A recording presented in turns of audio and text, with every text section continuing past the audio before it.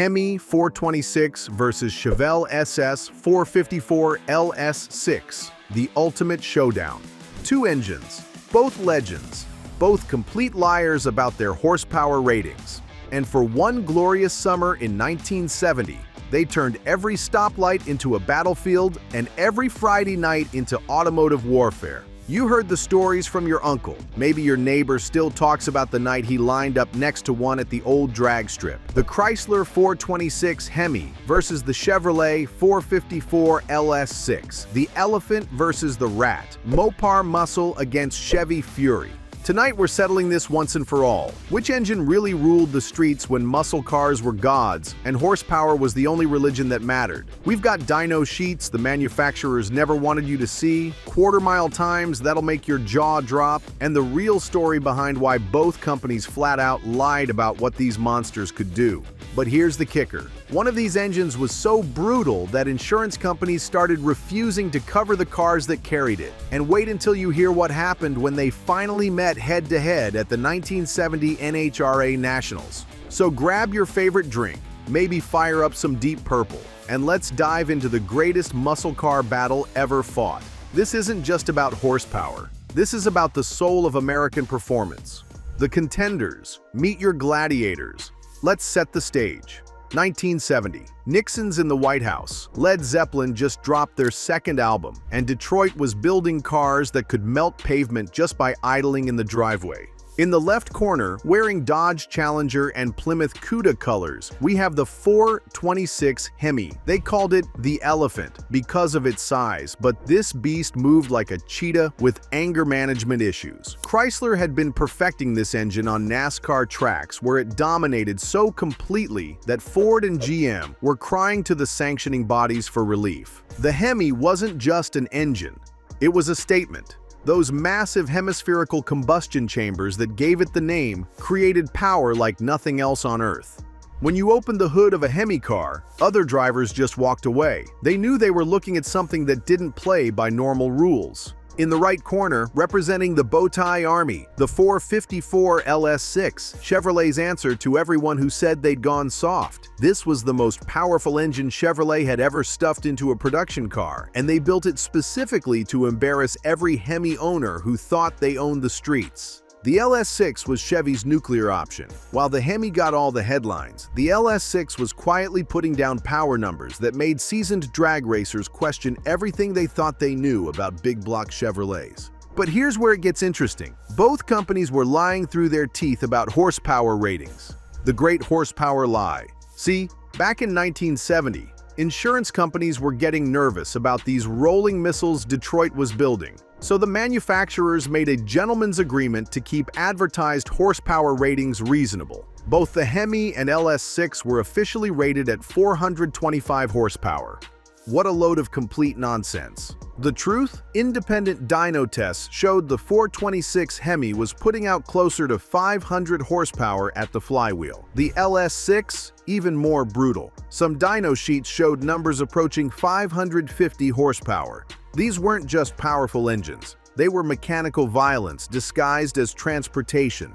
Your insurance agent quoted you the same rate for both engines because the paperwork said 425 horsepower. What he didn't know was that you were about to own something that could outrun police helicopters and embarrass European supercars costing 3 times as much. The manufacturers knew exactly what they were doing. Keep the insurance companies happy with fake numbers while building engines that could alter the space-time continuum. It was the greatest conspiracy in automotive history, and every teenager with a driver's license was in on it. But raw horsepower was only part of the story. The real battle happened where it mattered most.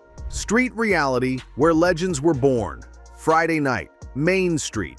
2 cars rolling up to the light, engines rumbling like caged thunder. This wasn't about dyno numbers or magazine tests. This was about which engine could turn gasoline into pure speed when it really mattered. The Hemi was all about that instant hit. Those hemispherical combustion chambers created compression ratios that bordered on insane, and when you stopped the accelerator, the world changed. 0 to 60 happened so fast your brain needed time to catch up. The Hemi didn't accelerate, it teleported. But the LS6 had a different kind of fury. Where the Hemi was explosive, the LS6 was relentless. It pulled hard from idle and just kept pulling until you ran out of courage or highway.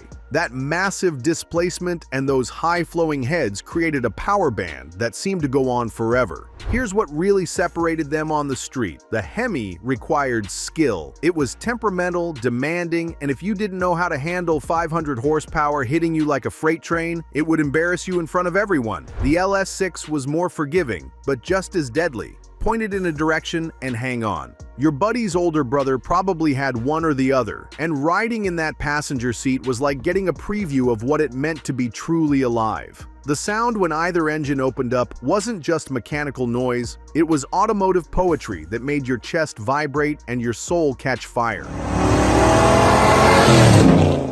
But when these two finally met in official competition, the Legendary Showdown, when Titans collided, the 1970 NHRA Nationals, York, Pennsylvania. Hot summer night, and every serious drag racer in America was watching two cars line up at the Christmas tree. A Plymouth Cuda 426 Hemi against a Chevelle SS 454 LS6. Both drivers knew they were representing more than just their cars. They were carrying the hopes of entire automotive religions. The Hemi Cuda launched like it had been shot from a cannon. That instant, torque hit the rear tires and created a cloud of smoke that looked like a small weather system. But the LS6 Chevelle was right there with it, pulling alongside as they hit the 8th mile marker. This wasn't just a race, it was validation for every kid who'd ever argued in a school parking lot about which engine was really king. The crowd was going absolutely insane because they were watching automotive history unfold in real time. The finish line told the story. The LS6 Chevelle crossed first, but by less than a fender length. The time slips showed both cars deep in the 12-second zone.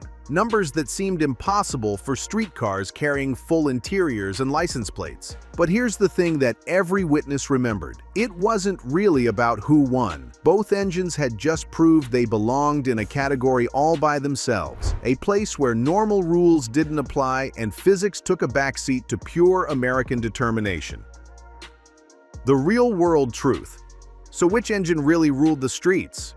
The honest answer is it depended on what kind of ruler you wanted to be. The 426 Hemi was the engine for drivers who wanted to make a statement. It was temperamental, expensive, and required premium fuel, but when it worked, when all those variables aligned perfectly, nothing on earth could touch it. The Hemi was about peak performance and the willingness to pay any price for ultimate bragging rights. The 454 LS6 was the engine for drivers who wanted consistent domination. It was more reliable, easier to tune, and delivered brutal performance every single time you turned the key. The LS6 was about everyday supremacy and the knowledge that you could embarrass any challenger without drama or fuss. Both engines taught an entire generation that driving didn't have to be about getting somewhere. It could be about how you felt getting there. They turned ordinary people into believers in American automotive engineering and proved that sometimes more really was more. The insurance companies eventually figured out what was happening and started charging rates that reflected reality. The EPA began choking these engines with emissions equipment. The muscle car era was ending, but for one glorious moment, these two engines showed the world what was possible when horsepower was the only specification that mattered. Legacy of the Titans. Today, finding either engine in original form will cost you more than most people's houses. A real 426 Hemi car brings stupid money at auction, and an authentic LS6 Chevelle makes grown men cry when they see the price tags. But their legacy isn't about money. It's about the memory of what it felt like when America built cars that could outrun common sense and embarrass physics. These engines represented the best of what we could achieve when bigger was always better and fuel economy were dirty words. Every modern muscle car, from Hellcats to ZL1s, traces its DNA back to this battle. The engineers designing today's supercharged monsters grew up hearing stories about the Hemi and LS6, and they're still trying to recapture that magic when horsepower was king, and the only limit was how much power you could put to the ground. So there you have it, the 426 Hemi versus the 454 LS6. Two engines that didn't just move cars, they moved an entire generation to fall in love with American muscle. In the end, maybe the real winner was anyone lucky enough to experience either one when they were new, affordable, and the soundtrack to the greatest automotive era in history. Which side are you on? Are you Team Hemi, believing that ultimate peak performance trumps everything else? Or are you Team LS6, knowing that consistent, reliable domination is the true path to street supremacy? Let us know in the comments. And don't be surprised if this starts a war. If this brought back some high-octane memories or taught you something new about these legendary engines, smash that like button and subscribe to the channel. We're just getting started with these automotive battles, and next week we're diving into another showdown that'll make this one look tame. Thanks for riding along, and remember, there's nothing quite like the sound of American muscle reminding the world that some things are worth fighting for.